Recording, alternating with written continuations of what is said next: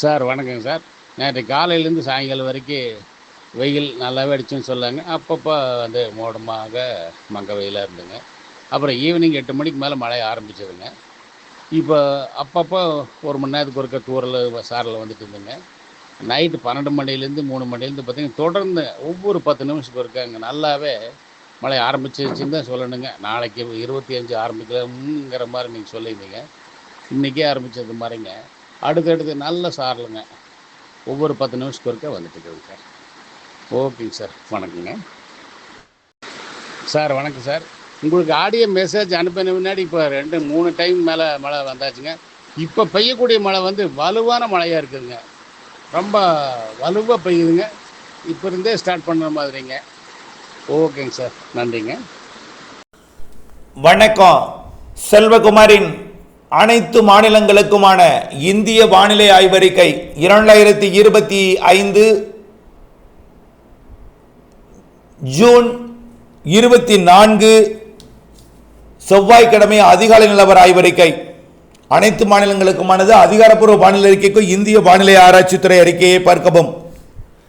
தற்பொழுது மழை பெய்து கொண்டிருக்கூடிய இடத்தை பார்த்தீங்கன்னா மகாராஷ்டிரா கோவாவில் கனமழை கடலோர பகுதிகளில், கேரளாவிலும் கர்நாடகாவிலும் சாரல் மழை நுழைந்திருக்கிறது. அப்பாச்சி கவுண்டர்பதி வரைக்கும் சாரல் மழை பொழிகிறது. அடுத்தது ஒடிசாவில் நீடித்துக் கொண்டிருக்கூடிய அந்த காற்று சுழற்சி தாழ்வு பகுதியாக மாறப்போகிற அந்த அமைப்பு வடகிழக்கு மாநிலங்களோட, அதாவது அசாம் மேகாலய பகுதி மற்றும் மேற்கு வங்கத்தோட வடக்கு பகுதி நல்ல மழை, அதாவது பூட்டானை ஒட்டியுள்ள பகுதிகள் கனமழை பிடிப்பை கொடுத்து வருகிறது. வடகிழக்கு மாநிலங்களிலையும் மழை, அரபிக் கடலோரமும் மழை. அதே போல இது காரணம் என்னன்னா, வங்கக்கடலில் உருவாகி இருக்கக்கூடிய, அதாவது ஒடிசாவின் வடக்கு பகுதியில் நீடித்துக் கொண்டிருக்கக்கூடிய காற்று சுழற்சி தென்மேற்கு பருவக்காற்றை ஈர்க்கிறது. தென்மேற்கு பருவக்காற்று திசை மாறும் பொழுது லட்சத்தீவு மற்றும் மாலத்தீவு இடைப்பட்ட பகுதியில் காற்று கூடுதலாக அந்த கட்டிங் ஆகும் பொழுது, அதாவது திசை மாறும் பொழுது காற்றிலே ஒரு தேக்கம் ஏற்படும். தேக்கம் ஏற்படும் பொழுது அதில் காற்று மேலிடும், உயரம் கூடும். அப்பொழுது ஏற்படக்கூடிய உயரழுத்தம் கேரளாவிலே 2 நாட்களாக மழைப்பொழிவை கொடுக்காமல் இருந்தது. இருந்தாலும் நிகழ்வு வடக்கு ஒடிசாவில் இருக்கிற காரணத்தினாலே மகாராஷ்டிரா கோவா வடக்கு கர்நாடகா வழியாக காற்று கரையேறுகிறது. இதனால மகாராஷ்டிரா மற்றும் கோவா கர்நாடகாவின் வடக்கு பகுதி வழியாக நுழையும் காற்று மகாராஷ்டிராவின் உள்பகுதி மற்றும் கர்நாடகாவின் உள்பகுதி, தெலுங்கானா, ஆந்திர பிரதேசத்தின் விசாகப்பட்டினம், ஸ்ரீகாகுளம், விஜயநகரம் வழியாக மழைப்பொழிவை கொடுக்கிறது. தமிழ்நாட்டுக்கு மேற்கு தொடர்ச்சி மலைக்கு சாரல் மழைப்பொழிவை இன்றிலிருந்து கொடுக்கும்.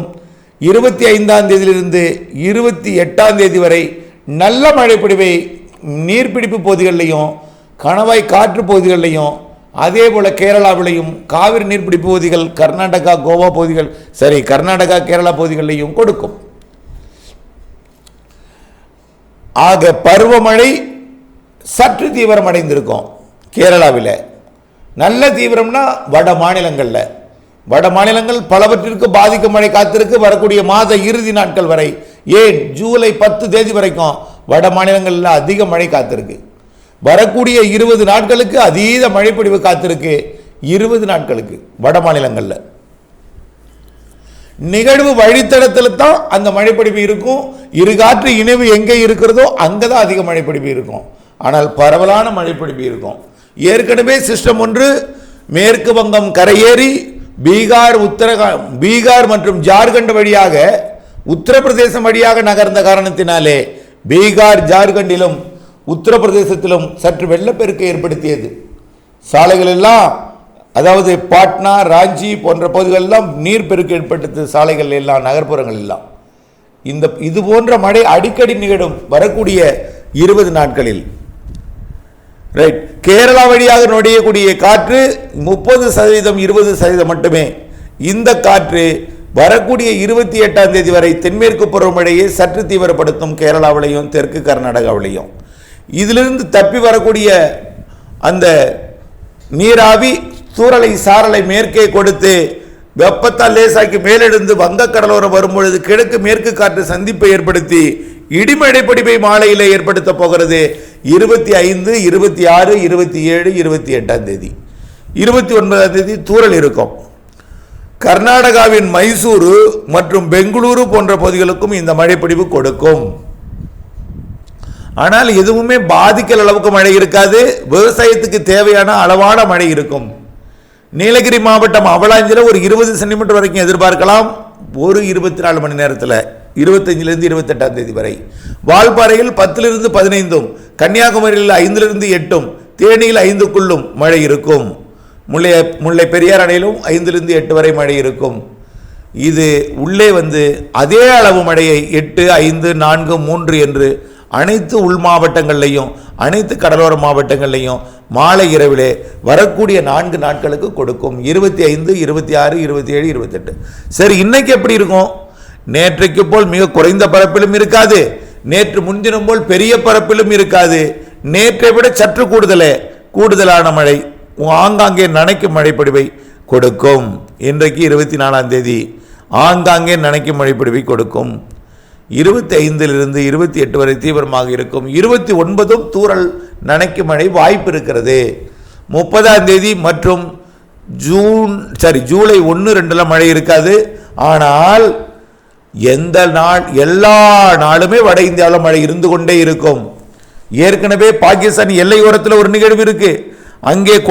அந்த நிகழ்வு வந்து குளிர்காற்றை மட்டுமே கொண்டு வருகிறது. வெப்ப நீராவி கிடைக்காமல் மழை இல்லை, வெறும் குளிரை மட்டும், மேகமூட்டத்தை மட்டும் கொடுத்து கொண்டிருக்கிறது. அந்த மேகமூட்டம் கூட சில இடங்களில் உருவாக முடியாமல் இருக்கிறது. கடும் குளிரை இமயமலை பகுதிகளுக்கு கொடுக்கிறது. ஆனால் அரபிக் கடலோரம், மகாராஷ்டிரா, குஜராத் மற்றும் கோவா போன்ற பகுதிகள் வழியாக நுழைவது அந்த குளிர்காற்றையுடன் இணைந்து மழைப்பொழிவை கொடுக்கிறது. அதே குளிர்காற்று வங்கக்கடலோரம் வரைக்கும் வந்து இணைப்பு சுழற்சியால ஒடிசாவின் வடக்கு பகுதி மேற்கு வங்கத்துக்கு கொடுக்க போகிறது. ஏற்கனவே கொடுத்து கொண்டிருக்கிறது. அசாம், மேகாலயா, மேற்கு வங்கத்தோட வடக்கு பகுதியெல்லாம். இது படிப்படியாக மேற்கு நோக்கி மழை முன்னேறி டெல்லி மற்றும் பஞ்சாப், பாகிஸ்தான் வரைக்கும் மழைப்பொழிவை கொடுக்கும் வரக்கூடிய நாட்களில். அதே போல வடக்கு ஆந்திர பிரதேசம், விசாகப்பட்டினம், ஸ்ரீகாகுளம், விஜயநகரம், அதே போல வடக்கு தெலுங்கானா, அதாவது ஹைதராபாத்துக்கு வடக்கே, அதே போல கர்நாடகாவின் மகாராஷ்டிரா எல்லையோரம், கோவா, ஒட்டுமொத்த உள் மகாராஷ்டிரா, ஒட்டுமொத்த மத்திய பிரதேசம், ஒட்டுமொத்த சத்தீஸ்கர் மற்றும் ஜார்க்கண்ட், பீகார், உத்தரப்பிரதேசம் மற்றும் அனைத்து பாகிஸ்தான் எல்லையோர மாநிலங்கள் மற்றும் இமயமலையோர மாநிலங்கள் எல்லாமே நல்ல மழைப்பொழிவை வரக்கூடிய 20 நாட்களுக்கு பெறப்போகிறது. கேரளாவிலே இந்த சுற்றில் 25லிருந்து 28 வரை கொடுத்த பிறகு 29 லேசான தூறல் சாரலை கொடுத்து 30 மற்றும் ஜூலை 1, 2 தேதிகளில் மீண்டும் இடைவெளியை கொடுத்து மீண்டும் ஜூலை 3லிருந்து 8 வரை அடுத்த சுற்று தென்மேற்கு பருவமழையும் அடுத்த சுற்று வெப்பச்சலன மழைப்பொழிவையும் கொடுக்க போகிறது. காரணம், எப்படி 28, 29, 30 சரி 25, 26, 27, 28 எப்படிப்பட்ட ஒரு சிஸ்டம் அமைந்ததோ அதே போன்ற ஒரு அமைப்பை ஜூலை 3, 4, 5, 6, 7, 8 அமைப்பை ஏற்படுத்த போகிறது. ஆகவே 25லிருந்து 28 வரை எப்படி மழையோ அப்படிப்பட்ட அதே அளவு அதே இடத்தில் மழை ஜூலை 3லிருந்து 8 வரை என்பதை நீங்கள் புரிந்து கொள்ள வேண்டும். ஆகவே ஜூலை 2வது வாரத்திலிருந்து நல்ல மழை பிக்கப் இருக்கும். 3வது 4வது வாரம் இன்னும் நல்ல பிக்கப் இருக்கும். ஆகஸ்டிலும் மழை உண்டு. செப்டம்பர் முதல் வாரம் மட்டும் கொஞ்சம் தீவிரம் குறைந்திருக்கும். செப்டம்பர் 2வது வாரத்திலிருந்து மீண்டும் தீவிர மழை என்பதை புரிந்து கொள்ளுங்கள். அக்டோபரில் நிறைய மழைப்பொழிவு காத்திருக்கு. தென்மேற்கு பருவமழை நிறைவடையும் பட்சத்தில் வடகிழக்கு பருவமழை போல் மழை இருக்கிறது நாடெங்கும் என்பதையும், தென் மாநிலங்களில் குறிப்பாக இருக்கிறது என்பதையும் தெரியப்படுத்த விரும்புகிறேன். தொடர்ந்து வானிலை ஆய்வறிக்கையுடன் இணைந்திருங்கள், திட்டமிட்ட பணி செய்திருங்கள். நன்றி.